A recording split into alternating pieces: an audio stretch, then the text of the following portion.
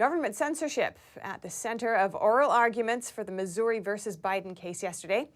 NTD Business's Don Moss spoke with a counsel at New Civil Liberties Alliance for the highlights. And now joining me is NCLA Senior Litigation Counsel Johnette Brown.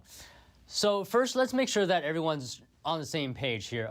Just briefly, if you wouldn't mind explaining, what is the Missouri v. Biden case and what is NCLA's part in this?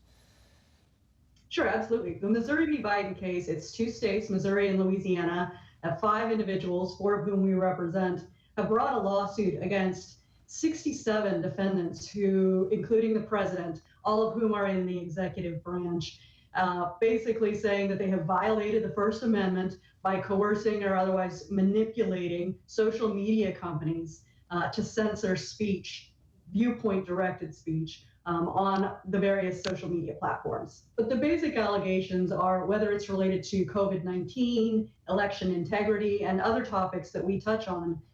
The White House, the FBI, various parts of the federal government reach out to the social media and explicitly flag for them content and types of content that they want removed. And as a result, ultimately, in most cases, the social media companies were taking down platforms, they were deplatforming people, they were suspending people, fact-checking people, various levels of turning down or turning off their speech. So they were removing speech in the case of COVID, for example, simply because the messaging was different from the government. 100%. The White House in particular, but other agencies as well, were extremely laser focused on removing anything that they considered that would induce hesitancy to take the vaccine.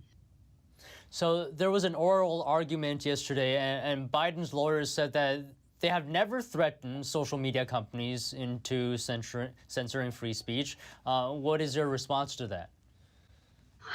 I think the government doesn't know when it's threatening people, and I think that in and of itself is problematic. The government's view essentially is if we come to you 99 times and say, that's a despicable business you have, it's based on a premise that we have the power to destroy, and we're inclined to do so. And then they come to you later and say, you know what would make you less despicable is if you become our tool. That's not coercion, but it is. They are threatening, serious consequences, billions of dollars of impact to these social media companies.